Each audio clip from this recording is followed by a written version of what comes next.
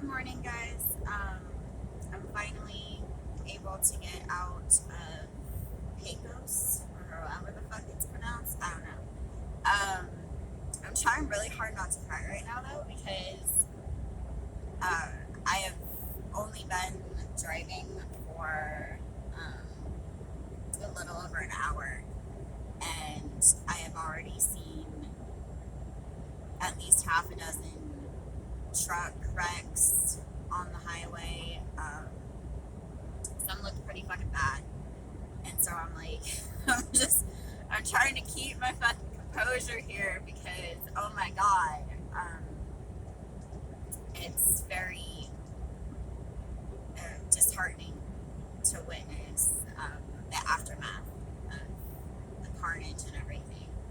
So that is exactly why I sat for 2 days. It's still sketchy as fuck out here today, even.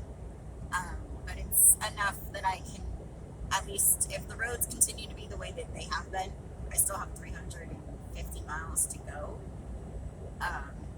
But if the roads stay this condition the whole way there, then it's doable. If they get very much worse, then I will fucking stop again and just tell dispatch, like, this still isn't safe. Because the problem is, like, everybody else I've been noticing on Facebook, everybody else in winter areas is fucking making fun of Texas, left and right, being like, you guys are fucking pussies, it's just a little bit of snow. And it's like, it's a region that is not used to handling it. So the power keeps going out because the grids aren't capable of handling people plugging in space heaters and shit, because space heaters will trip your fucking shit faster than an AC. Everybody's like, oh, it gets hot in Texas, AC draws more power. It's like, no. Space heaters are the fucking worst for drawing power. So people have been out of power. The Loves was out of water again today. So I didn't take a shower because like, in the back of my mind, I was like, what if their water goes out again? Like, I don't want to be in the middle of a fucking shower and then have the fucking water go out. So everybody's fucking giving Texas so much fucking shit, and the South in general, for not being able to handle a little bit of snow, because it was like 5 or 6 inches or something. But it's like, in a region that is not equipped to handle it, they don't have plow trucks. You know, they did a little bit, they plowed, but like, they're not equipped for this shit. So I'm not even sure where they got their plow trucks from. You know, it's not like in the north where you have fleets of fucking plow trucks, salt trucks, everything. You know, and then the general public generally knows how to operate in icy conditions and in snow and everything. But it snows in a region where, you know, the local DOT is not equipped to handle it. They're not equipped to keep the roads clear. Like, most of these roads on the side, the fucking frontage roads and shit, it's just packed fucking snow.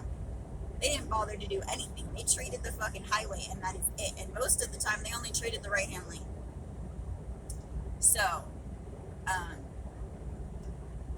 it's like bare pavement, but only on the right-hand lane for like 80% of it. Right now, it's both lanes, thank God. But I'm rolling through Odessa, so like, I'm in town-ish.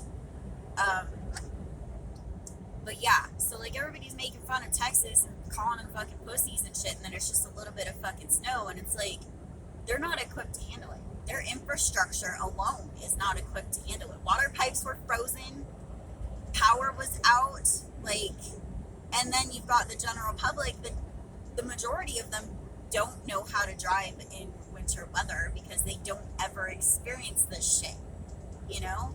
Like, the first time I ever experienced driving in winter weather, I moved up to Reno. I was 27, I believe. That was the first time I experienced winter driving, because I grew up in fucking California. So, I grew up in the fucking Bay Area. So I was not familiar with winter driving. I lived in Ohio for a little while, but I never drove when I was in Ohio. So that was my first experience. So, like, you can't be fucking getting on people. And, like, I had other people, like, telling me, like, oh, well, you're a truck driver, you should be able to handle this shit. And it's like, it's not that I can't handle it. It's that I knew that Texas was not going to be on top of this fucking shit to the point where it was actually going to be safe.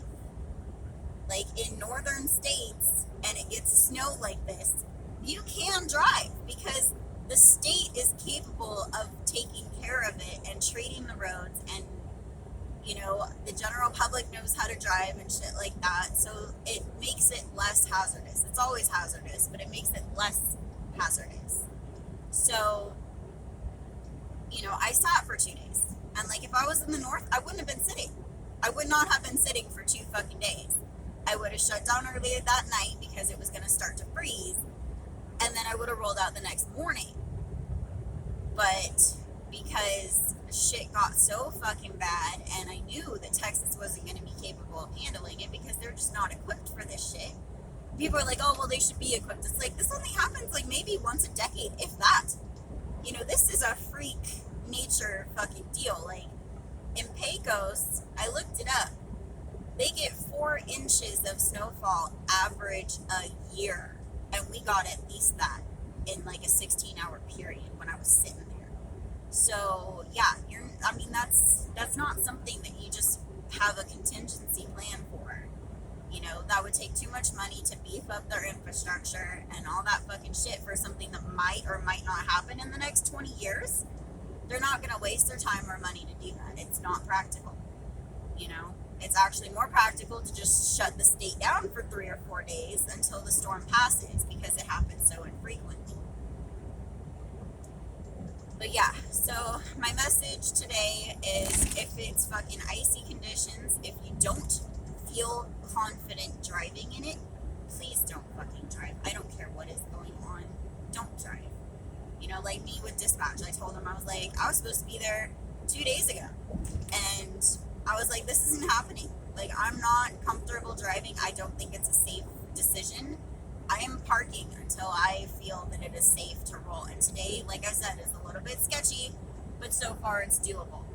So, and if you do feel comfortable, like if it's icy outside and you do feel comfortable and confident, just please don't let yourself get overly confident, and please drive fucking slow. Because all it takes is one tiny little mistake on icy roads to cause a fucking accident. And then, you know, maybe you're lucky and all you do is just spin out into a ditch and you're fine and you're just in a ditch. Maybe you're not so lucky and you spin out and somebody behind you loses control also and slams into you and causes a fucking pile up with a massive loss of life. It's not worth it. It's not fucking worth it at all. And especially truckers. I mean, we get pushed and we feel fucking obligated and all those sorts of fucking shit. But if you don't feel that you can make the trip safely, and also it's stressful. Driving in weather is stressful. So, like, if you're like, you know, I could probably do it, but the taxing conditions on my body isn't really worth it, then don't fucking do it. Because your emotional and physical well-being is also fucking important. So, that's my message on this one, is just, because Jesus Christ, I'm tired of seeing trucks jackknifed in ditches. I'm tired of seeing trailers fucking split open because people laid them over. Like, it's just, Jesus, I almost just started fucking crying when I got a couple pictures of one of them. Most of them were on the other side of the road or in the middle, so I only got pictures of one. But I'm trying not to tear up right now. It's fucking intense, and it's unnecessary. The carnage was unnecessary. If people had just parked, because, I mean, it's not just, okay, so there's this much snow. I've driven in this much snow before. You do have to take in consideration what region you are in, which is what I did. I was like, I'm in Texas, and they're not equipped to handle this. I called DOT, and even their fucking hotlines were saying, yeah, we're, you know, they were patrolling and trying to treat the roads, but they did not have the capacity to do so effectively. So, it's just, you know, you just gotta, as truck drivers, professional drivers, we are expected to weigh all the options and determine what is safe, because ultimately it is down to us to determine what is safe to operate in and what isn't safe. even though, you know, dispatch or customers or whatever will be hounding us and pressuring us, being like, we really need our product, blah, blah, blah, blah, blah. You know, you got to take into consideration every aspect of the situation. And part of that for me was the fact that I only have 15,000 pounds in the box. I'm hauling plastic buckets for Home Depot. So, being that fucking light on icy roads is hazardous.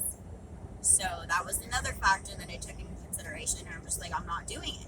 If I'd been heavy, probably still wouldn't have done it, but it would have been, I would have contemplated it a bit more. But it's just fucking dangerous, and you gotta fucking drive slow and drive smart. Take everything into consideration.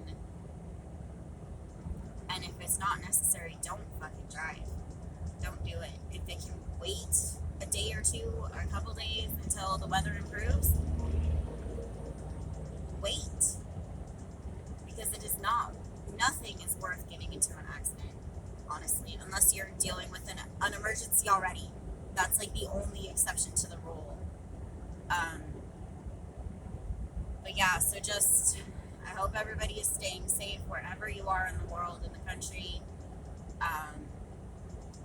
Stay warm and healthy, and